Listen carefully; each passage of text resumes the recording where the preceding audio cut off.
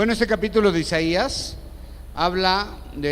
Isaías comienza a hablar de sí mismo y habla de su llamado, y dice que aunque Israel no se arrepentía, a Isaías se le promete ver la gloria de Dios y que Dios será su fuerza, y también a Isaías se le dio responsabilidades de servir como luz para las naciones y que iba a declarar la salvación hasta el fin de la tierra. Isaías profetiza también que el Mesías sería una luz para las naciones y iba a libertar a los presos, y la parte final del capítulo proclama que Israel será recogido en los últimos días, llevado por las naciones, o sea, los gentiles, al conocimiento del Señor y su salvación. Comenzamos. Isaías 49, versículo 1 vamos a ir hasta el 7, ¿ok? Oídme, islas, y escuchad, pueblos lejanos. El Señor me llamó desde el vientre, desde las entrañas de mi madre, tuvo mi nombre en memoria. Y puso mi boca como espada aguda, con la sombra de su mano me cubrió, y me puso por saeta limpia, y me guardó en su aljaba. Y me dijo: mi siervo eres, oh Israel, que en ti me gloriaría. Pero yo dije: de más he trabajado en vano y sin provecho, he consumido mi fortaleza, mas mi juicio está delante del Señor y mi recompensa con Dios. Ahora pues, dice el Señor, el que me formó desde el vientre para ser su siervo, para que se convierta a él, a Jacob. Mas si Israel no se juntara con todo, yo sin embargo estimado seré en los ojos del Señor, y el Dios mío será mi fortaleza. Y dijo: poco es que tú seas mi siervo para despertar las tribus de Jacob y para que restituyas los asolamientos de Israel. También te di por luz a los gentiles para que seas mi salvación hasta lo postrero de la tierra. Así dijo el Señor, Redentor de Israel, santo suyo, al menospreciado de alma, al abominado de los gentiles, al siervo de los tiranos. Verán reyes y se levantarán príncipes y adorarán porque fiel es el Santo de Israel, el cual te escogió. ¿Ok? No sé si el video va a salir muy oscuro, Jorge, ¿ya estás viendo? ¿Sale bien? Ok. Dios, te damos gracias por tu palabra, Señor, y te pedimos que estés con nosotros, Señor, que tú nos ministres a nuestros corazones, nos des palabras, Señor, nos des promesas, nos des, Padre, edificación y vida espiritual a través de tu mensaje, en el nombre de Jesús. Amén. Bien. Isaías comienza hablando de sí mismo en el versículo 1. ¿No lo tenemos, Max, todavía? Nomás en un cañón, ¿por qué? Ya. Bueno, Isaías comienza haciendo un anuncio. Está llamando en un contexto, podríamos decir, está llamando a todas las naciones, a todos los pueblos, y está diciendo que el llamado de él es desde antes de su nacimiento, que Dios ya lo conocía, y invoca a estos pueblos lejanos. Esto es el mundo en donde probablemente en un futuro estarían esparcidos muchos del pueblo de Dios. Por eso se refiere a todas las naciones lejanas, porque ahí también iba a haber algunos de los esparcidos de Dios, y comienza hablando de su llamamiento. Así que Isaías dice que Jehová lo llamó, y esto es muy importante, porque eso quiere decir que el mensaje que él tenía venía de Dios y no era un mensaje propio. Cada mensaje que escuchamos en la Biblia de los profetas o en alguna iglesia debe venir de Dios y no de la mente del hombre. Eso es muy importante, que el mensaje sea apegado al mensaje de Dios.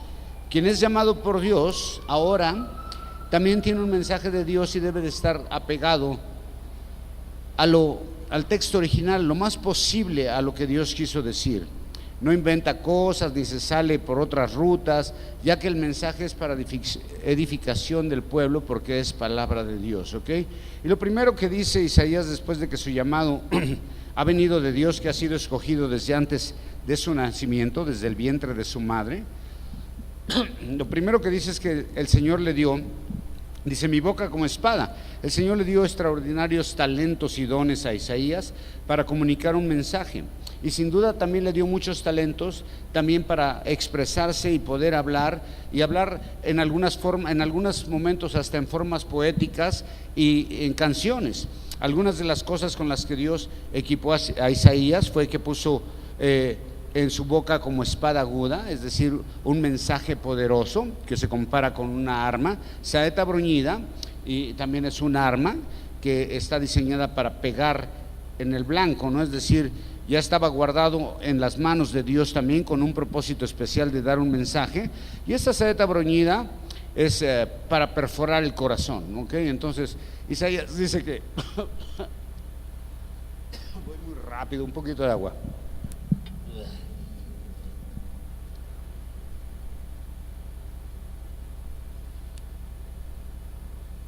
Isaías dice que el mensaje que Dios le dio es un mensaje que penetrará al corazón, a la profundidad del corazón. Además, el Señor, según Isaías dice, lo ha protegido por siempre, ha estado bajo la sombra de su mano, y le llama a Isaías mi siervo, y de alguna manera lo está llamando como el representante de Israel. No lo aventó a dar un mensaje sin protección, sin ser equipado, sin nada. Estas descripciones metafóricas de los atributos de Isaías como armas de guerra significan que sus palabras contra el pueblo rebelde los penetraría y tendría que sellar su destino. El verso 3: y me dijo, mi siervo eres tú, oh Israel, en ti seré glorificado. El Señor finalmente sería glorificado por su siervo Israel, obvio, después de que los descendientes de Israel se arrepintieran de sus pecados y sean recogidos en ese éxodo que iba a haber después de la cautividad. Pero también está hablando al final de los tiempos, cuando de todos los confines de la tierra todos los creyentes de Dios vengan a Sión, ¿ok? Entonces Isaías se presenta como un representante de Israel delante de Dios. Pero llega un momento en que, después de que Isaías reconoce su llamado, que sabe que Dios lo ha equipado con un mensaje poderoso, llega un momento en que él se siente sabe que es siervo de Dios, pero llega un momento en que él se siente frustrado, en que se siente sin fuerzas, que se siente totalmente derrotado. Dice el versículo 4 que ha trabajado en vano y sin provecho, y dice, ya se han agotado mis fuerzas, ¿no? He consumido mi fortaleza, mas mi juicio está delante del Señor, mi recompensa con Dios. ¿Por qué Isaías está hablando de esta manera? Isaías siente que su trabajo ha sido en vano, como alguna vez Pablo llegó a sentir que podría haber trabajado en vano. Pero a pesar de su desaliento, y esto es por la rebeldía del pueblo de Dios, porque Isaías estuvo ministrando durante muchos años al pueblo de Dios, estuvo avisándoles y avisándoles y avisándoles de que iban a entrar en cautividad, pero había una rebeldía total del pueblo de Dios, y él ya está cansado. Es porque parece que nadie lo escucha, parece que nadie le hace caso, parece que nadie entiende el mensaje, y él anda profetizando. Y acuérdate que una parte de su ministerio tuvo que andar profetizando. ¿Cómo? ¿Se acuerdan cómo andaba? Como quisiéramos andar todos ahorita con el calor, ¿no? Sí, desnudo, andaba así. Ahorita lo que pueden usar es triquini, hermanos. ¿Sí saben cómo es el triquini o no? ¿No? Es gorra, lentes y chanclas. No se crean, salen así, los meten a la cárcel, ¿ok? No se van a salir así. Isaías se siente cansadísimo por el ministerio, está agobiado, pero sabe que el Señor lo va a juzgar favorablemente, aunque parece que no haya tenido éxito.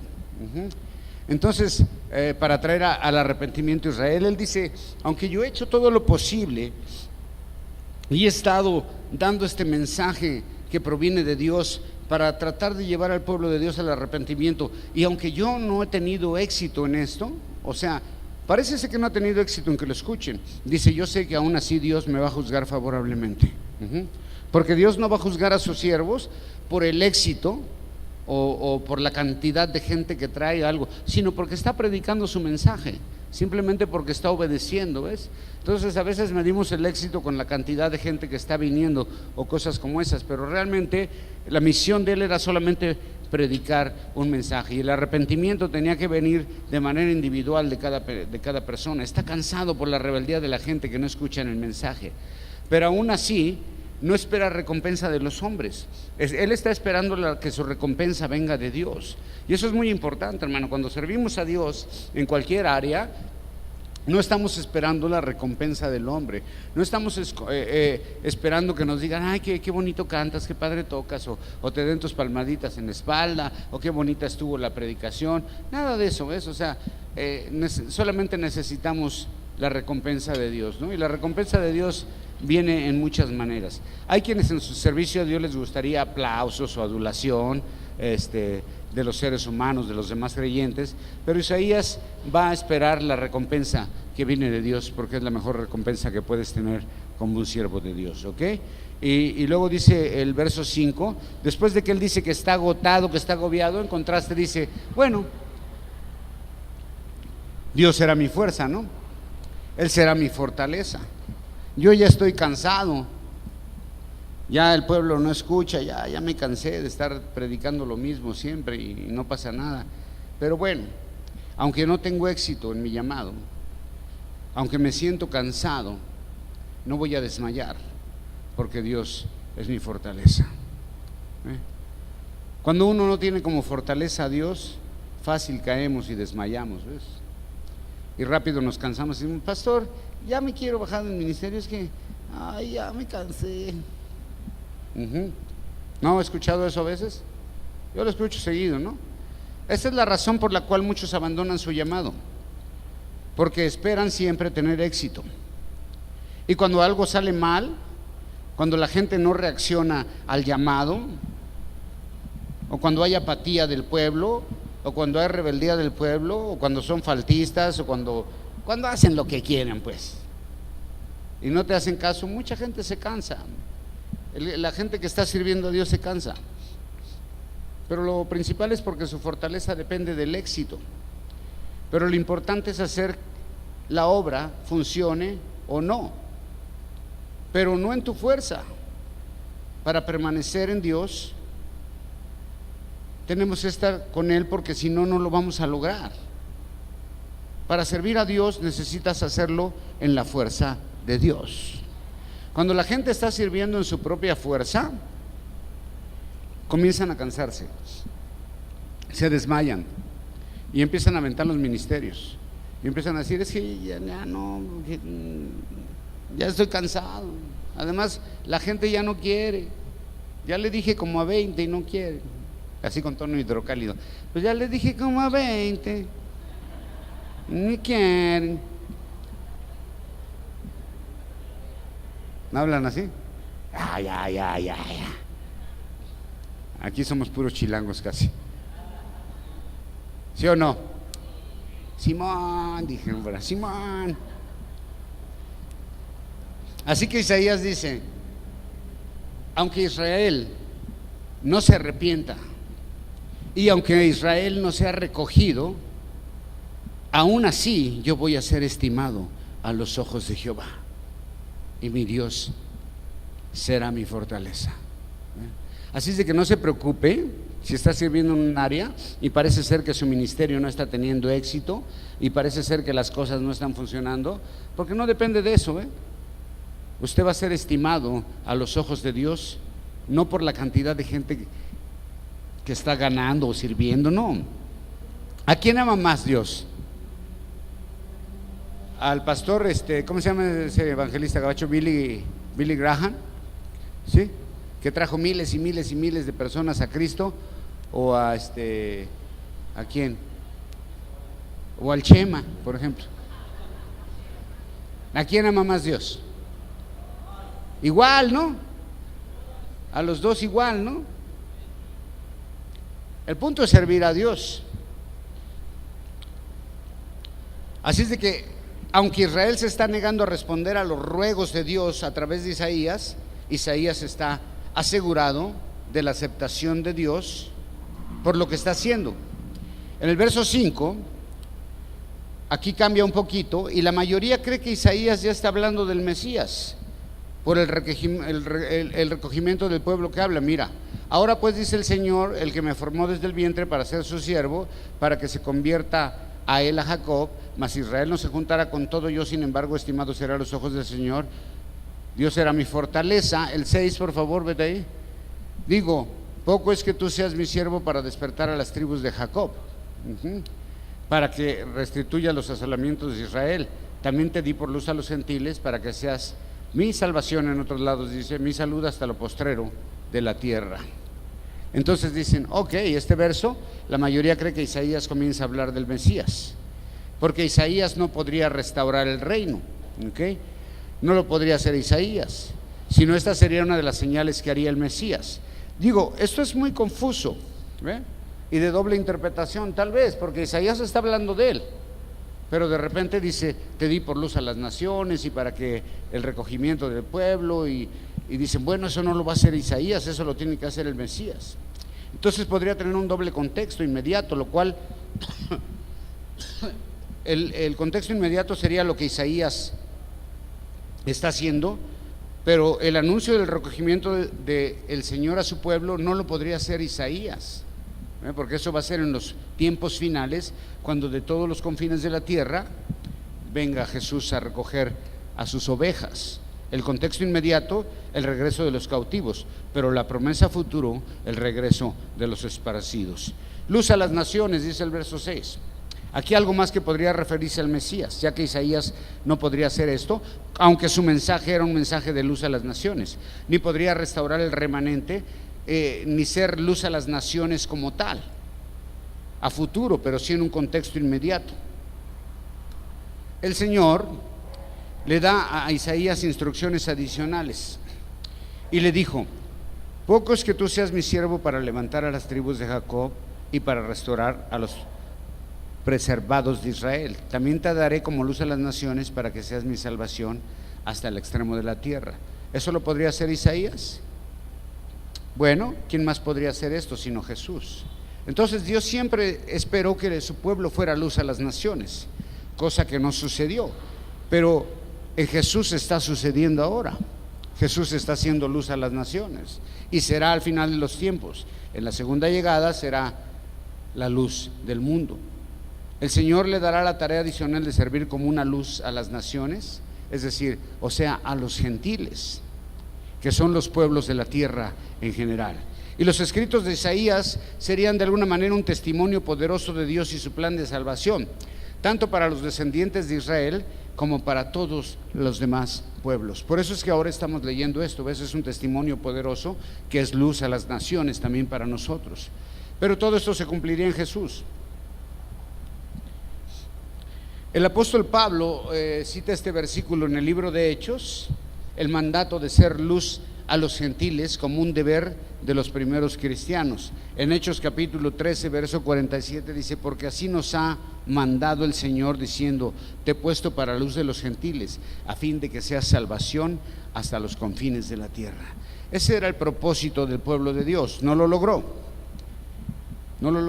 pero ahora la luz a las naciones viene a ser ¿quién? La iglesia. Mientras no llegue Jesús, porque estamos representando a Cristo.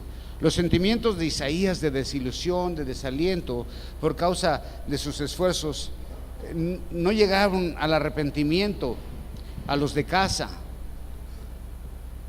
Pero a pesar de todo este desánimo, él toma consuelo al saber que su trabajo ha sido inspirado y ha sido dirigido por Dios. El arrepentimiento y la rectitud de Israel en los últimos días, bajo el reinado del Mesías, van a traer honra y gloria a Isaías y sobre todo al Señor Jesús. Y después mira, aquí es otra cosa que solamente podría ser Jesús, verso 7. Así ha dicho Jehová, Redentor de Israel, el santo suyo, ¿okay? El menospreciado del alma, el abominado de las naciones, al siervo de los tiranos. Verán reyes y se levantarán príncipes, adorarán porque Jehová, porque fiel es el santo de Israel, el cual escogió. ¿Quién es el santo de Israel? Jesucristo. Entonces aquí una vez más la mayoría de los eruditos exponen que esta es una alusión al Mesías, aunque en contexto inmediato es el sufrimiento de Isaías a causa de la rebeldía de Israel. El Señor declara que aunque Isaías sea despreciado por los hombres, el Señor lo había escogido, lo mismo que pasó con Jesús. Ahora es el día de salvación para cualquiera a quien se le enseña el Evangelio. Cuando oye las buenas noticias por primera vez y lo acepta, es decir, cuando acepta la obra de Jesús, ahora esa es la luz a las naciones, esa es la salvación que está trayendo Dios, cuando tú aceptas el Evangelio. Ahora verso 8, 9, 10 y 11. Así dice el Señor: en hora de contentamiento te oí y en el día de salvación te ayudé y te guardaré. y te daré por alianza de los pueblos para que despiertes la tierra, para que heredes asoladas heredades, para que digas a los presos salid y a los que están en tinieblas manifestados sobre los caminos serán apacentados y en todas las cumbres serán tus pastos. Nunca tendrán hambre ni sed ni calor los afligirá ni el sol, porque los que tienen de ellos misericordia los guiará y en manaderos de agua los pastoreará y tomará en camino todos mis montes y mis calzadas serán levantadas. He aquí, estos vendrán de lejos, he aquí estos del norte y del occidente, y estos de la tierra del mediodía. Cantan alabanzas a los cielos y alégrate tierra, prorrumpid de las alabanzas, oh montes, porque el Señor ha consolado a su pueblo y de los pobres tendrá misericordia. ¿Ok? Eso es algo que también solamente podría hacer Jesús. El verso 11, el verso 8 comienza diciendo, para que restaures la tierra. Esta es otra de las cosas que solo puede hacer el Mesías. Pero también en contexto inmediato era el llamado a Isaías. Y todos estos versos, aunque aplican en el texto a Isaías, en el regreso a los cautivos, también aplican a futuro a la obra de Jesús. El Señor le dice a Isaías que su testimonio escrito sería decisivo en el recogimiento de Israel. Todo esto que está escribiendo va a ser decisivo para el regreso de Israel, en el regreso de la cautividad, pero también el recogimiento final, cuando Jesús aparezca por segunda vez para decir a los presos salid y a los que están en tinieblas manifestados. En los caminos dice que van a ser apacentados y en todas las cumbres tendrán pastos. Esto es en cuanto a los que saldrían de Babilonia también, a las tribus perdidas. Están perdidas en dos maneras distintas. Primero, en el mundo en general, que no conoce su identidad verdadera, y segundo, la mayoría de ellos mismos son ignorantes de su identidad y de su herencia. Entonces van a llegar a ser recogidos espiritualmente cuando estos dos obstáculos son vencidos al recibir el mensaje del Evangelio, ya restaurado el pueblo. Aprenden su linaje a través del estudio de las Escrituras y por medio de la revelación al recibir todas sus bendiciones patriarcales. ¿Ves? Esto va a suceder cuando Jesús aparezca y cuando el Evangelio sea predicado a los judíos, cuando acepten a Jesús como Mesías. No que no lo conozcan el Evangelio, pero hay mucho judío que aún no acepta a Jesús como Mesías. Y Jesús promete que Él va a traer de todos los confines de la tierra a todo su pueblo y lo va a reunir en Sion, es decir, en Jerusalén, para que vuelvan a adorar al Cordero de Dios. El verso 10 describe grandes bendiciones espirituales y consuelo que le serían dados a los recogidos de Israel.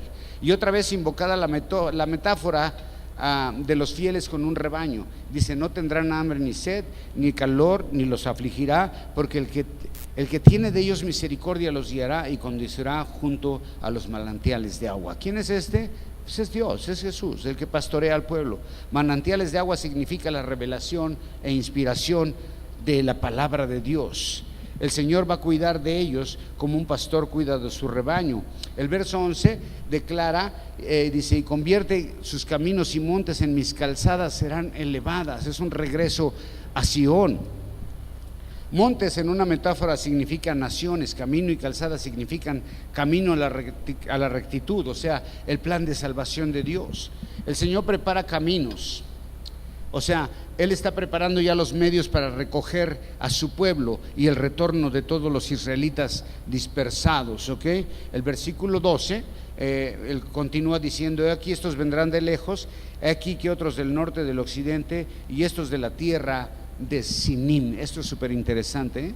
La tierra de Sinim. Sinim viene del hebreo Siginim, ¿ok?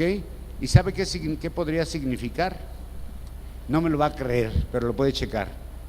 Quiere decir, podría significar China.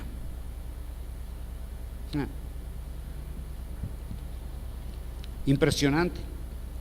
Así es, entonces el pueblo de Dios esparcido está sobre todos los puntos de la tierra. También podría significar pueblo muy lejano, pero algunos piensan que está hablando específicamente de China. Entonces imagínate, judíos que están en China que van a regresar a Sion.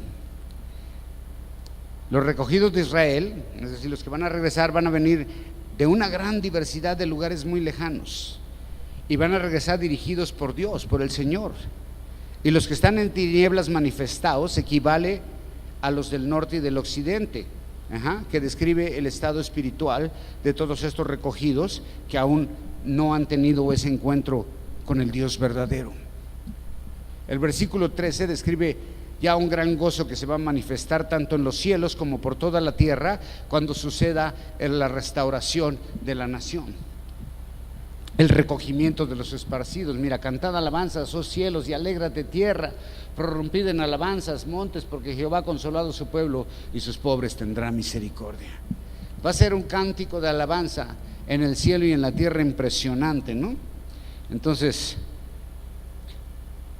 y luego dice del 14 en adelante, y aquí parece ser el lenguaje figurado como si la ciudad estuviera hablando después de que todos estos regresan, y está hablando de los cautivos que regresan de Babilonia, pero también al final de los tiempos de todos los lugares del mundo, todos los creyentes gentiles y todos los creyentes judíos que van a llegar a Sión a adorar a Dios. Dice, mas Sión me dijo, me dejó el Señor y el Rey se olvidó de mí, y el Señor se olvidó de mí. Y contesta Dios en el 15, ¿se olvidará la mujer de lo que dio a luz para dejar de compadecerse de su hijo de su vientre? Aunque se olviden ellas, yo no me olvidaré de ti. He aquí, en las palmas tengo esculpida, delante de mí están siempre tus muros. Tus edificadores vendrán a prisa, tus destruidores y tus asoladores saldrán de ti. Alza tus ojos alrededor y mira, todos estos se han reunido, han venido a ti. Vivo yo, dice el Señor, que de todos como de vestidura de honra serás vestida, y de ellos seréis ceñida como novia. Porque tus asolamientos y tus destrucciones y tu tierra desierta ahora será angosta por la multitud de moradores, y tus destruidores apartaos lejos. Aún los hijos de tu orfandad dirán a tus oídos, angosto es para mí este lugar, apártate por amor de mí a otra parte para que yo more. Y dirás en tu corazón, ¿quién me engendró estos? Porque yo deshijada y sola peregrina y desterrada era. ¿Quién pues crió estos? He aquí yo estaba dejada sola. ¿Estos de dónde vinieron? El pueblo de Dios. Aquí tenemos unos versículos que hablan del recogimiento de los hijos de Dios, y en un sentido figurado, lo que sería la reacción de Sión es como si la ciudad tuviera un diálogo con Dios, y describe el desaliento por la adversidad, y parece una exclamación de dolor por la ciudad abandonada, pero el Señor tiene una respuesta sorprendente, y ellos comienzan a decir, ¿por qué se olvidó Dios de nosotros? ¿Por qué nos dejó? Y Dios le contesta, ¿acaso se olvida una mujer de su niño de pecho? ¿Dejará de compadecerse del hijo de su vientre? Y luego dice, pues aunque ellas se olviden, yo no me olvido de ti. El Señor, aquí con esta metáfora y esta forma de poética de hablar, el Señor dice que ama y recuerda a sus hijos, a los justos de Israel. Y aunque una mujer cuida y ama a su hijo, Dios dice, yo aún les amo más que eso. Esta es la respuesta de Dios a los afligidos, y a pesar de su rebeldía, Dios contesta con un amor inmenso, en donde dice, si una mujer no se olvida de su hijo, menos yo de ustedes. Wow. 16 habla de que en sus manos están esculpidos los muros, y algunos dicen, no, está anunciando su crucifixión, pero una vez más la alusión a la ciudad abandonada, pero que está en el corazón de Dios. Dios nunca se olvidó de la ciudad que escogió por habitación. ¿Se acuerdan que hay salmos que dice, porque Jehová Dios escogió a Sión por habitación? ¿Ok? Esa era la ciudad santa, la ciudad de Dios, el lugar donde Dios decidió morar, donde estaba su templo, donde se le adoraba. Dios nunca se ha olvidado de esa ciudad. Esas son muestras de su amor incalculable hacia toda la humanidad. ¿Ves? Y luego dice que van a venir sus edificadores, y aquí tenemos ya la reedificación de la ciudad, la cual sucede en el libro de Esdras y Nehemías, en el regreso de los primeros cautivos. Y cómo los enemigos de Israel van a empezar a ser alejados de ellos por la mano de Dios. Y esto también va a suceder al final de los tiempos. Y luego del versículo 18 al 23, el regreso del pueblo de Dios y la promesa del Dios viviente de que una vez más será reconstruida la ciudad, y la compara con una novia vestida para boda, ¿ves? O sea, va a volver a ser una gran ciudad ataviada como una novia para esperar al novio, que es Dios.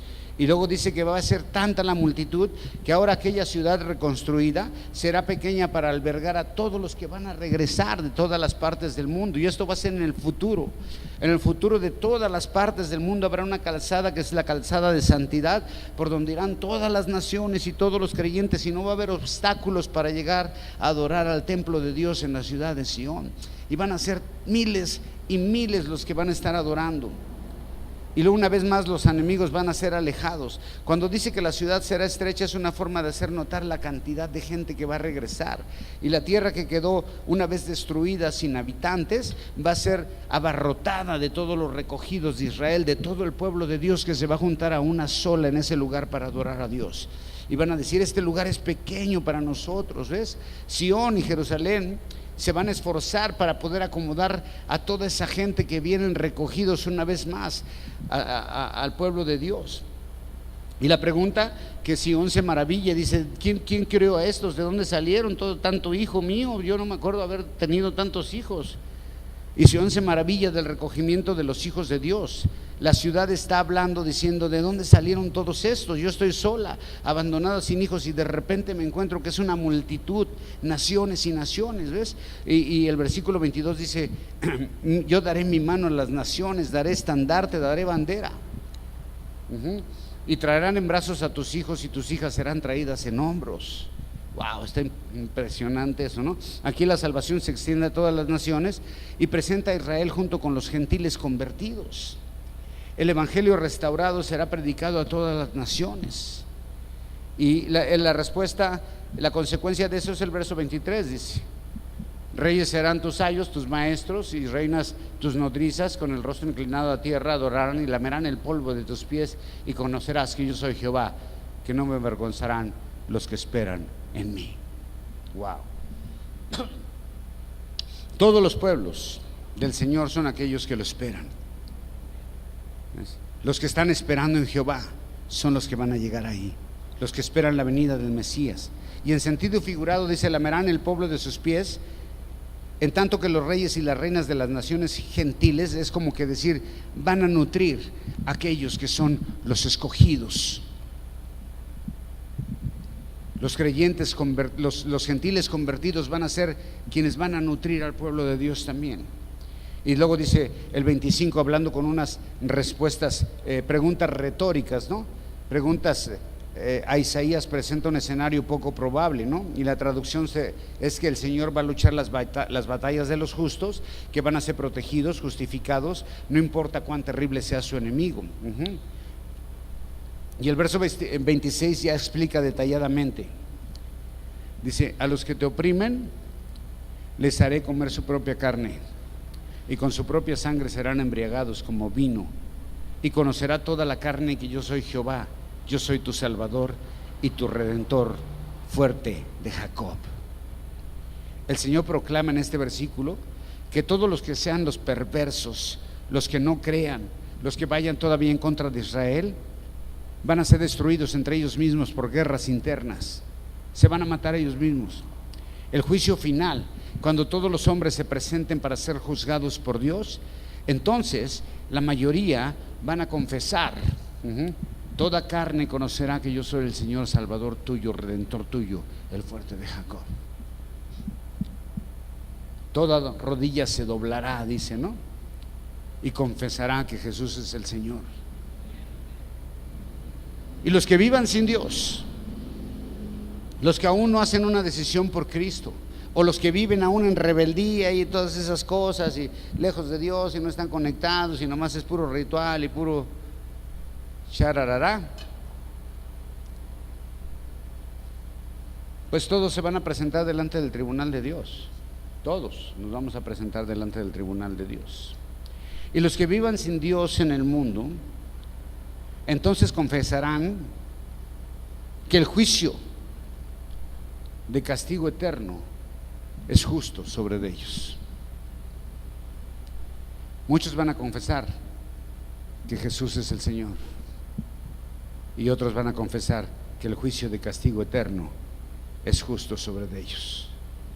El Señor va a pelear las batallas de sus seguidores, y los recogidos de Israel van a ser salvos y protegidos, mientras que los impíos, los no creyentes serán destruidos. Conocerá toda carne que yo, Jehová, soy tu Salvador y tu Redentor. Amén. Den un aplauso bien fuerte al Señor. Dios los bendiga.